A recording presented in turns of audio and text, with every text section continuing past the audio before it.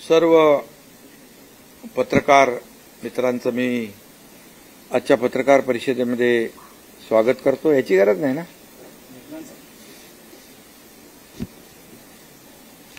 मनोज जरांगे पाटील यांचं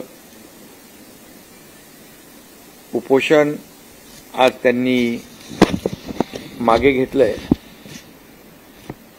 त्याबद्दल मी मनोज जरांगे पाटील यांचं मनापासून आभार मानतो त्यांचे, आणि त्यांच्या सहकाऱ्यांचे देखील आभार मानतो। आणि सकल मराठा समाजाने शासनाच्या आव्हानाला, विनंतीला मान देऊन हे जे आंदोलन होतं, उपोषण मागे घेतल्याबद्दल मराठा समाजाला देखील मनापासून मी धन्यवाद देतो। यामध्ये जे मुद्दे मनोज जरांगे पाटील यांनी आमच्या शासनाच्या शिष्टमंडळासमोर मांडले, खरं म्हणजे मी शिष्टमंडळातले माजी न्यायमूर्ती मारुतराव गायकवाड साहेब आणि न्यायमूर्ती सुनील सुकरे साहेब यांचं देखील मनापासून अभिनंदन करतो। त्याचबरोबर त्यांच्याबरोबर ॲडव्होकेट हिमांशू सचदेव आणि इतर कायदे तज्ज्ञ या शिष्टमंडळात होते, आणि त्याचबरोबर आमचे मंत्रिमंडळातील सहकारी संदीपान भुमरे, उदय सामंत, धनंजय मुंडे, अतुल सावे, बच्चू कडू, नारायण कुचे यांनी देखील मनोज जरांगे पाटील यांच्याशी चर्चा केली। आम्ही परवाच्या दिवशी मी स्वतः मनोज जरांगे पाटील यांच्याशी फोनवरून चर्चा केली होती। त्यांचे काही मुद्दे होते, त्या बाबतीमध्ये मी देखील त्यांच्याशी बोललो, आणि त्यांनी एवढंच सांगितलं की सरकार टिकणारं, कायद्याच्या चौकटीत बसणारं आरक्षण देण्यास कटिबद्ध आहे, आणि ज्या कुणबी दाखले जे आपण मराठवाड्यात देतोय, कुणबी नोंदी ज्या सापडत आहेत, जो आपला 1967चा निर्णय आहे, 2004चा GR देखील आहे, की ज्या जुन्या नोंदी आहेत कुणबी, त्यांना आपण कुणबी दाखला देणं, यावर देखील खूप मोठं यश जस्टिस शिंदे कमिटीला मिळालं असं मी त्यांना म्हणालो। जवळपास 13,500 14,000 अशा प्रकारच्या नोंदी आणि दाखले ज्या नोंदी सापडल्यात, ती एक मोठी अचीवमेंट आहे, आणि त्यासाठी जस्टिस शिंदे कमिटीने देखील दिवस रात्र काम केलंय। आणि म्हणून ज्यांनी जेव्हा त्यांना आणखी यामध्ये कुणबी नोंदी सापडणार आहेत असं जे काही खात्री पटल्यानंतर त्यांनी मुदत मागितली। हेही मी मनोज जरांगे पाटील यांच्याशी बोललो, आणि मी त्यांना हेही सांगितलं की उद्या आपण जे काही निर्णय घेणार आहोत तो टिकणारा पाहिजे, तो कुठे चॅलेंज होऊ नये। यामध्ये शेवटी तुमची देखील जी काही लीडरशिप आहे, तुमचं जे देखील एक आंदोलनाचा तुम्ही नेतृत्व केलेलं आहे, ते देखील म्हणजे आणि सरकार म्हणून मुख्यमंत्री आणि माझे सर्व सहकारी यांच्याबद्दल देखील समाजामध्ये कुठलाही संभ्रम किंवा कुठलाही किंतु परंतु निर्माण होऊ नये, अशा प्रकारचं काम आपण केलं पाहिजे।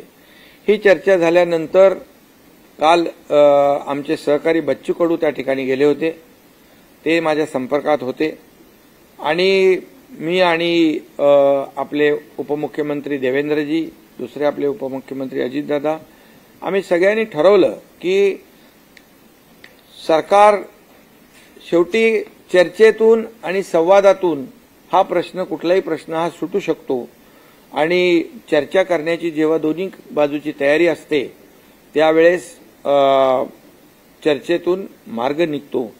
आणि म्हणून सरकारने देखील ठरवलं, आणि त्याप्रमाणे कायदे तज्ज्ञ देखील गेले, आणि आमचे मंत्री देखील गेले.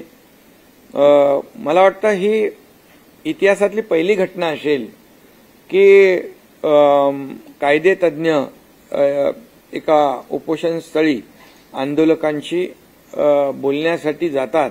कारण गायकवाड साहेबांनी जे पहिलं आरक्षण त्यांच्याच अहवालावर आपण दिलं होतं, त्यामुळे गायकवाड साहेबांना पूर्ण याची खडानखडा माहिती होती. आणि त्यामुळे मला वाटतं आज हे सर्व चर्चा झाल्यानंतर मनोज जरांगे पाटील यांना देखील जे जस्टिस शिंदे यांनी काम केलेलं, त्यांच्या कमिटीने काम केलेलं, याच्यावर विश्वास आणि त्यांनाही खात्री पटली की खऱ्या अर्थाने सरकार अतिशय गांभीर्याने प्रामाणिकपणे काम करते आहे. आणि म्हणून त्यांनी जे काही मुद्दे उपस्थित केलेले आहेत त्यामध्ये मनुष्यबळ वाढवणं, ते जस्टिस शिंदे कमिटी अधिक सक्षम करणं, त्यांना प्रत्येक जिल्ह्यामध्ये मनुष्यबळ वाढवून देणं, कुठेही त्यांना जी काही यंत्रणा आहे ही सर्व यंत्रणा जी वाढवून देणं, या बाबतीमध्ये त्यांचा मुद्दा अतिशय रास्त आहे.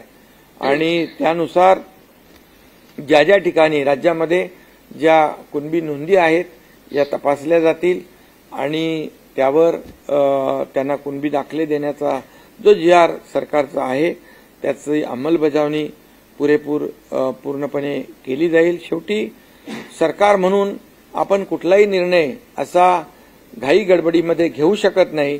त्याला कायदेशीर आव्हान निर्माण होतील, ते कायदेशीर ह्याच्यावर टिकणार नाहीत. आणि मग सरकार म्हणून आम्ही कुणाची, मराठा समाजाची किंबहुना इतरही समाजाची कुणाची फसवणूक, फसवणूक करू शकत नाही, करणार नाही. आणि सरकार वेळकाढूपणा देखील करणार नाही. आज जी मुदत 2 महिन्याची आहे त्यामध्ये जास्तीत जास्त काम करून या मराठा समाजाला न्याय कसा देता येईल आणि त्याचबरोबर इतर जे काही समाज आहेत या इतर समाजाला त्यांच्यावरही अन्याय न करता जे काम आपल्याला करायचं आहे त्यामध्ये सरकार कुठेही कमी पडणार नाही, अशा प्रकारचा निर्णय आज आपण घेतलेला आहे. आणि मला वाटतं बाकी तर सगळे मुद्दे आपली तिकडे टीम तिकडे होतीच आणि जे जे काही चर्चा आमचे लोक करत होते आणि मनोज जरांगे पाटील मुद्दे उपस्थित करत होते हे आपल्याला देखील सर्व माहीत आहेत. आणि म्हणून या वेळेमध्ये ज्यांच्या नोंदी ज्यांच्या आहेत त्या नोंदी तपासण्याचं काम युद्ध पातळीवर केलं जाईल आणि त्यांना दाखले दिले जातील. त्याचबरोबर दुसरा जो टप्पा आहे जे सुप्रीम कोर्टाचं क्युरेटिव्ह पिटिशन जे आहे याच्यावर देखील आपण काम करतोय. आणि सुदैवाने मागच्या निर्णयामध्ये मागे जेव्हा सुप्रीम कोर्टाने मराठा समाजाला आरक्षण देता येणार नाही असा निर्णय घेतला त्यामध्ये देखील काही ज्या त्रुटी आहेत, काही त्याच्यामध्ये कोर्टाची निरीक्षणं आहेत आणि ती देखील पूर्णपणे आपली जी 3 निवृत्त न्यायाधीशांची कमिटी आहे, जस्टिस भोसले, जस्टिस गायकवाड आणि जस्टिस शिंदे यांची कमिटी जी आहे ती काम करते आहे. आणि त्याच्यामधले ते जे काही त्रुट्या आहेत त्या सुप्रीम कोर्टाने आता जो काही एक विंडो ओपन केलेला आहे ड्यू प्रोसेसमध्ये ते आमचं म्हणणं ऐकणार आहेत. आणि त्यावेळेस तोही मुद्दा त्या ठिकाणी जे मुद्दे आहेत, जे मराठा समाज मागास कसा आहे हे सिद्ध करण्याचं काम देखील सरकार करेल. त्यासाठी जो मागासवर्ग आयोग आहे तो देखील युद्ध पातळीवर काम करेल. आणि ज्या पूर्णपणे त्रुटी मागच्या निर्णयामध्ये कोर्टाने दाखवून दिलेल्या आहेत त्या पूर्ण त्रुटी दूर केल्या जातील आणि ते देखील टिकणारं मराठा आरक्षण, कायद्याच्या चौकटीत बसणारं मराठा आरक्षण देण्यास देखील सरकार कटिबद्ध आहे. आणि ह्या 2 मार्गाने आपलं हे सरकार काम करेल. आणि निश्चितपणे या मराठा समाजाचं जे एकजूट आणि जे काही आंदोलन झालं यासाठी सरकार देखील पूर्णपणे या सर्व बाबींवर सर्व यंत्रणा जी आहे, सर्व पूर्ण विभाग जे आहेत, प्रत्येक जिल्हाधिकारी हे सगळ्या लोकांना तशा प्रकारचे निर्देश देता येतील. आणि एका जिल्हाधिकाऱ्याकडून त्या जिल्ह्यामध्ये 10 लोक, कमीत कमी 10 लोक तर फक्त याच कामावर या कामाचीच जबाबदारी देण्याचं देखील सरकार काम करेल.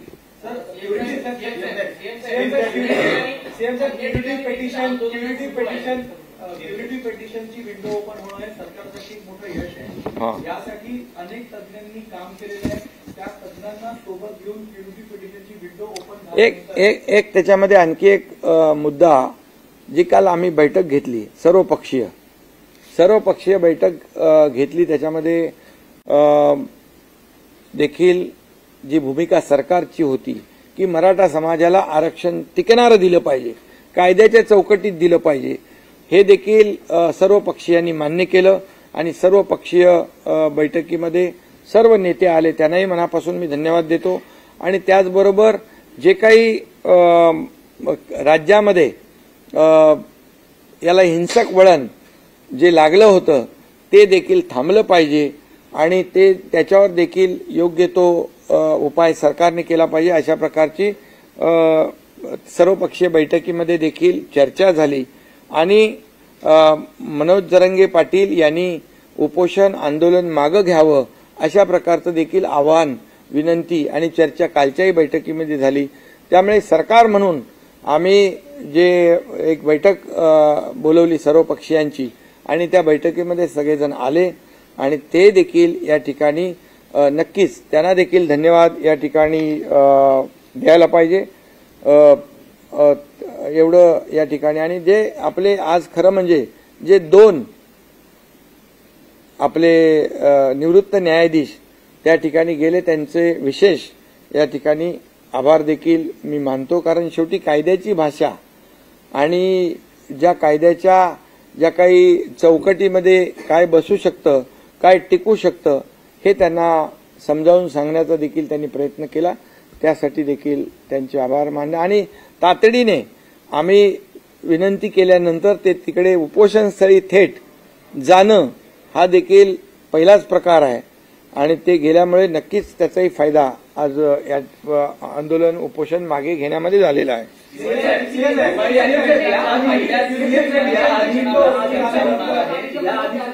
जरांगे पाटील उपोषणाला बसले होते, त्यावेळेस तुम्ही भेट दिली होती. उपोषण आंदोलन त्यांनी मागे घेतलं होतं, पुन्हा ते सुरू झालं. हा तात्पुरता दिलासा आहे, कारण त्यांनी 2 महिन्यांचा कालावधी दिलेला आहे सरकारला. जर 2 महिन्यात प्रश्न सुटला नाही तर पुन्हा मुंबईच्या वेशीवर आंदोलन झळकणार, असा त्यांनी इशारा किंवा अशी त्यांनी भूमिका व्यक्त केली. नाही, आमचा प्रयत्न आहे पूर्ण. कारण याच्यामध्ये 2 महिन्यामध्ये संपूर्ण राज्यभरामध्ये जी यंत्रणा आहे, जिथे जिथे जुन्या नोंदी आहेत, ते शोधण्याचं काम आमचा जो काही ही टीम जी आहे शिंदे समितीला आम्ही पूर्णपणे स्ट्रेंथन करतोय, त्यांना मनुष्यबळ वाढवून देतोय. प्रत्येक जिल्ह्यामध्ये आवश्यक ज्या काही बाबी आहेत ते आम्ही करून देऊ. आणि त्यामुळे विश्वास आहे की हे काम पूर्ण होईल. आणि त्याचं डे टू डे जे काय अपडेट आहे, जी काय प्रोग्रेस आहे, तो देखील जरांगे पाटील, मनोज जरांगे पाटील, त्यांनाही आम्ही सांगितलंय की तुम्ही देखील या कमिटीमध्ये आवाहन केलं, विनंती केली की तुमचेही लोक या कमिटीमध्ये असतील तर तेही देखील काही सूचना करू शकतील, काही त्याच्यामध्ये आणखी काही उणिवा असतील तर त्या आम्ही दूर करू शकतो सरकार म्हणून. त्यामुळे मला वाटतं एक अशा प्रकारची वेळ येणार नाही. क्युरिटी पिटिशनची विंडो ओपन होणं सरकारसाठी एक मोठं यश मानलं जातं आणि एक पहिलं पाऊल आहे आरक्षण, टिकणारं आरक्षण देण्यासाठी. पण यामध्ये अनेक तज्ञांनी काम केलेलं आहे. तर सुप्रीम कोर्टात क्युरिटी पिटिशनच्या माध्यमातून टिकणारं आरक्षण देण्यासाठी सरकार यांना एकत्रित घेणार का आणि कसे पाऊल उचलले जाणार? बिलकुल. ज्यांनी पूर्वी आरक्षण देण्यामध्ये काम केलेलं आहे, पूर्वी जसं देवेंद्रजी मुख्यमंत्री होते त्यावेळेस आपण आरक्षण दिलं, हायकोर्टामध्ये ते चॅलेंज झालं, पण हायकोर्टामध्ये टिकवण्यासाठी ज्या लोकांनी, ज्या सिनियर काउन्सिल असतील, तज्ज्ञ असतील, या सर्वांनी मदत केली आणि हायकोर्टमध्ये टिकलं. दुर्दैवाने सुप्रीम कोर्टामध्ये ते रद्द झालं. पण अशा वेळेस या सर्व टीमला त्यांचं सहकार्य आम्ही नक्की घेऊ आणि विश्वास आहे. कारण याच्यामध्ये जस्टिस भोसले आहेत, जस्टिस गायकवाड आहेत, जस्टिस शिंदे आहेत आणि निरगुडे आहेत. हे सगळे जे लोक आहेत, ही पूर्वीच्या आरक्षण देण्यामध्ये ज्यांनी मोलाचा सहभाग घेतला, त्याचा मोलाचा वाटा होता, अशी लोक आणि आणखी जी सिनियर काउन्सिल म्हणून जे सरकारच्या वतीने सुप्रीम कोर्टामध्ये क्युरेटिव्ह पिटिशनवर काम करतील त्यांना देखील ही सर्व मंडळी टीम काम करेल. एक तर आम्ही कमिटी जाहीर केलेली आहे, जस्टिस भोसले कमिटी, ती सरकारला देखील मार्गदर्शन करेल आणि क्युरेटिव्ह पिटिशनच्या संदर्भात देखील जे काही आवश्यक आहे त्याची ते मदत करतील. जस्टिस शिंदे कमिटी आहे त्याला देखील ती मदत करेल. म्हणजे दोन बाजूनी आपण हे न्याय देण्याचं काम करतो आहे. आंदोलन मोठ्या प्रमाणात झाली होती. जे गंभीर स्वरूपाचे गुन्हे नाही आहेत ते मागे घेण्याचा सरकार विचार करणार आहे. गंभीर स्वरूपाचे जे गुन्हे नाहीत आणि जे लोकशाहीमध्ये आपण आंदोलन ज्या पद्धतीने करतो असे जे काही गुन्हे आहेत ते आमच्या शिष्टमंडळाने त्यांना शब्द दिलेला आहे. सरकार देखील जे अगोदर म्हणजे जरांगे पाटील जेव्हा अगोदरच्या वेळेस उपोषणाला बसले होते त्यावेळेस देखील काही गुन्हे दाखल झालेले आहेत. त्यांची गुन्ह्याची पडताळणी करून आपण ते गुन्हे महत्वाचा प्रश्न होता तो कायदा सुव्यवस्थेचा आणि काही मराठा समाजाचे जे लोक होते ते आत्महत्या देखील करत होते. आजही अनेक ठिकाणी आंदोलन सुरू आहेत आणि आत्महत्येचे प्रमाण सुरू आहे. त्या संदर्भात नाही, मी तर यापूर्वी देखील आवाहन केलंय, विनंती केली आहे. खरं म्हणजे मराठा समाजाचे तरुण सरकार प्रामाणिकपणे काम करत असताना सरकार नकारात्मक असतं तर हे पाऊल उचलणं ठीक होतं. मी आज पुन्हा मराठा समाजाच्या तरुणांना नागरिकांना देखील एक विनंती वजा आवाहन करतो की आपण टोकाचं पाऊल उचलू नका आत्महत्येसारखं. कारण शेवटी आपल्या मुलाबाळांची परिस्थिती त्यांना वाऱ्यावर सोडता येणार नाही आणि आपला परिवार जो आहे, कुटुंब आहे, त्यालाही वाऱ्यावर सोडू नका. आणि सरकार पूर्णपणे मराठा समाजाला आरक्षण टिकणारं, कायद्याची चौकटीत बसणारं देण्यास कटिबद्ध आहे, जबाबदारी आहे आणि त्याप्रमाणे आम्ही कामही करतोय. त्याचे रिझल्ट देखील आपल्या समोर आलेले आहेत. 2 लेवलला आम्ही काम करतोय. त्यामुळे मराठा समाजाने संयम राखणं आवश्यक आहे आणि तरुणांनी देखील संयम राखणं आवश्यक आहे.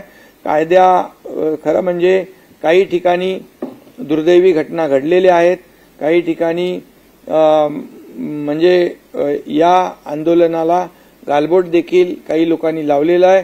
परंतु मनोज जरांगे पाटील यांचं म्हणणंच आहे की जे कोणी अशा प्रकारचे ज्यांनी गुन्हे जाणीवपूर्वक केलेले आहेत, म्हणजे जाळपोळीच्या घटना असतील, तोडफोडीची घटना असतील, लोकांवर हल्ले असतील, तर ते मराठा कायद्यातले आंदोलक होऊ शकत नाहीत. त्याच्यावर नक्की पोलीस आणि गृह विभाग जो आहे तो काम करतो आहे. कायदा सुव्यवस्था राखणं हे देखील सरकारचं, शासनाचं काम आहे आणि त्याला सहकार्य करणं हे देखील आंदोलक कोणी असतील, नागरिक कोणी असतील त्यांचंही काम आहे. दिवाळी अधिवेशनाच्या पहिल्या दिवशी मराठा आरक्षणासंदर्भात चर्चा करावी अशी मागणी केली आहे. हा, बिलकुल चर्चा काय, आता चर्चा आपण तर कामच करतोय, चर्चेला काही बंदी नाहीये. आणि जे काही आपण सरकारची भूमिका प्रामाणिक आहे, सरकारचा हेतू प्रामाणिक आहे आणि त्या प्रामाणिकपणेचं उदाहरण देखील आपल्याला जस्टिस शिंदे कमिटीच्या माध्यमातून मिळालेलं आहे. त्यामुळे सरकार संपूर्णपणे कुठल्याही परिस्थितीमध्ये सगळ्या बाजूने सरकार तयार आहे. मराठा समाजाला सरसकट कुणबी प्रमाणपत्र किंवा सरसकट आरक्षण द्यावं ही जरांगे पाटलांची प्रमुख मागणी आहे. नाही, तुम्ही असं कुठेतरी भरकट होऊ नका.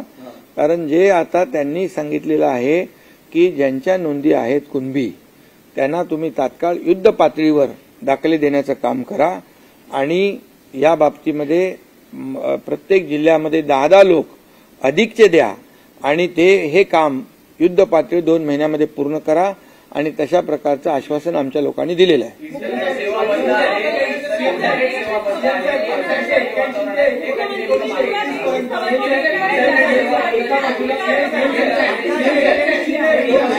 एकाने बोला कोणीतरी. अरे नाही, तुम्ही बोला. इंटरनेट सेवा देखील बंद आहे, त्या नेमक्या कधी मागे घेतल्या जाणार आहेत, परिस्थिती आता किती नियंत्रणात आहे? हे बघा, याच्यामध्ये कुठेही ज्या ठिकाणी अतिशय मोठ्या प्रमाणावर कायदा सुव्यवस्था बिघडली, ज्या ठिकाणी जाळपोळ झाली, लोकप्रतिनिधींच्या घरावर हल्ले होऊ लागले, अशा परिस्थितीमध्ये कायदा अबाधित राखणे, सुव्यवस्था राखणे हे पोलिसांचं काम आहे. आणि आता सध्या परिस्थितीमध्ये सगळीकडे शांतता आहे. ज्या ज्या ठिकाणी आवश्यक आहे त्या त्या ठिकाणी आवश्यक बाबींचा जो काही हे करणे, अंमलबजावणी करणे, त्याप्रमाणे पोलिसांनी काम केलेलं आहे. मला वाटतं आता आजच्या उपोषण मागे घेतल्यानंतर मला वाटत नाही की कुठेही कायदा सुव्यवस्था धोक्यात येईल. पाटील यांनी दिलेला आहे 24 डिसेंबर पर्यंत.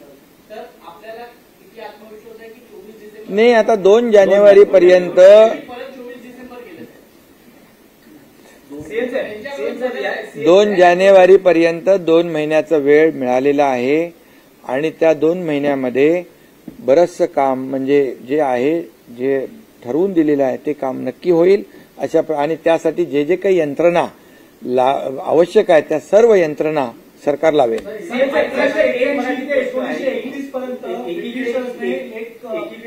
कायदेशीर मार्ग काढण्यासाठी सर्वतोपरी प्रयत्न करत असताना केंद्र सरकारकडून सुद्धा या प्रश्नी काही मदतीची किंवा सहकार्याची अपेक्षा करता का? स्वतः पंतप्रधानांना काही आवाहन केलं जाणार आहे? हा राज्यातला विषय आहे आणि या राज्यातला विषय हा दाखले देण्याचा हा विषय राज्याचा आहे.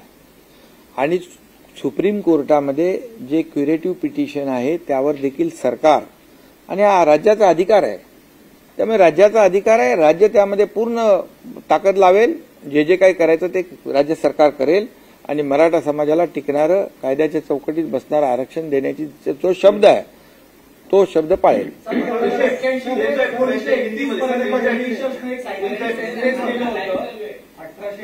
ते 1921 पर्यंत ब्रिटिशांनी सायंटिफिक सेन्सस केलं होतं. त्याचे गॅजेट आता अवेलेबल असतात. आता ह्याच्यामध्ये जस्टिस शिंदे काम करते. त्यांनी त्याचं काम दाखवलंय. 13,500 दाखले कुणबी नोंदी मिळालेल्या आहेत. त्यामुळे त्यांना विश्वास आहे. आणखी याची व्याप्ती आपण वाढवलेली आहे. त्यामुळे मला वाटतं त्यांच्या समितीच्या अंतर्गत याच्यावर आपण न बोललेलं ठीक आहे. हा, हिंदी बोला.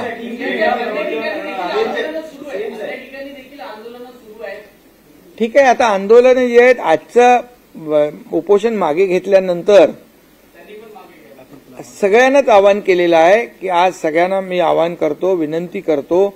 समोर दिवाळी आहे, मुलांच्या शाळा आहेत, सगळेच आज संकटात आहेत.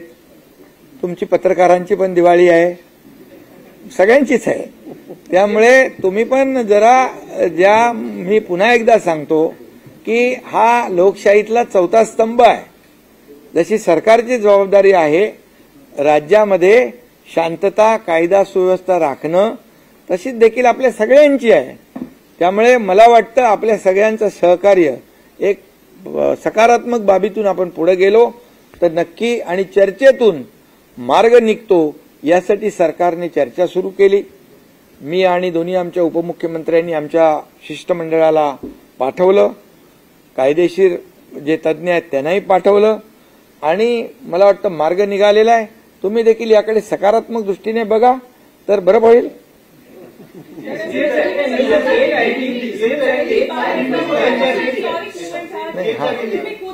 महिला पूरा देश इस घटना को देख रहा है. आशिका जरंगे पाटिल ने अपना उपोषण पीछे ले लिया है. पहली बार हमने देखा कि न्याय व्यवस्था भी खुद वहां उन्हें समझाने पहुंची. 2 महीने का जो मोहलत उन्होंने दी है, क्या कुछ सरकार इसमें करेगी? ये न्याय देने वाली सरकार है. ये सर्वसामान्य मानुष की सरकार है. ये आम आदमी की सरकार है. ये जाहिर हुआ है आज. सरकार ने किसी भी बात का ईगो नहीं रखा. सरकार और न्याय व्यवस्था जिन्होंने पहला आरक्षण दिया था, गायकवाड़, जस्टिस गायकवाड़, वो खुद जस्टिस सुक्रे और हमारी टीम को लेकर वहां पहुंचे. ये पहली बार हुआ है. ये पहली बार हुआ है. और जब मैंने मनोज जरंगे पाटिल जब उनसे बात की, बात करने के बाद जब चर्चा शुरू हुई, हमारे सहयोगी बच्चू कड़ू वहां गए कल, उनसे वार्तालाप हो गया. इसके बाद जो जो आवश्यक चीजें थी उनको समझने की, कानून के दायरे में क्या हो सकता है, लीगली क्या हो सकता है। इसलिए मैं इनको, हमारे जस्टिस गायकवाड़, जस्टिस सुक्रे साहब को और उनके दूसरे हिमांशु सचदेव, इनको धन्यवाद देना चाहता हूं कि हमारी विनती के अनुसार वो वहां पर पहुंचे। ये पहली बार हुआ है और इससे साबित होता है कि ये सरकार जो है कोई भी अड़ेल भूमिका नहीं लेती है। ये सरकार सकारात्मक काम करना चाहती है और सभी लोगों को विश्वास में लेकर निर्णय लेना चाहती है। ऐसा काम करने का तरीका हमारी सरकार का है और इसलिए चर्चा हुई, हमारे मंत्री वहां पर गए और पहले तो ये कानून मतलब जो न्याय व्यवस्था जिनको पता है वो टीम पहुंची।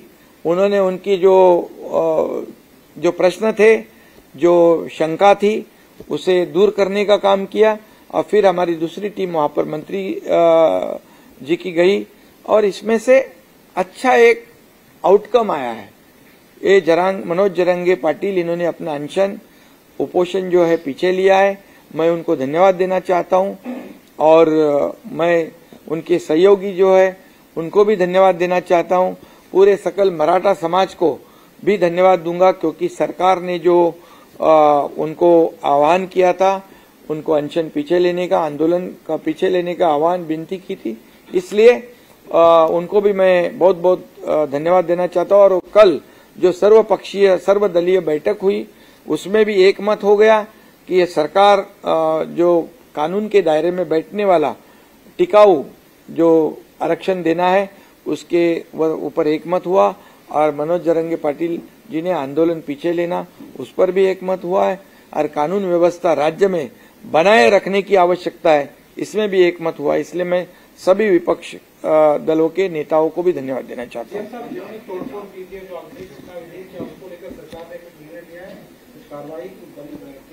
जो आंदोलन लोकशाही के माध्यम से होता है, जो पहले आंदोलनकारियों ने जो उनके ऊपर गुने दाखिल हुए थे, पुलिस वो काम कर रही है जो लोकशाही के माध्यम से, जैसे उपोषण है, मोर्चा है, उस पर जैसे कानूनी कार्रवाई पीछे लेती है वैसे लेंगे, बिल्कुल।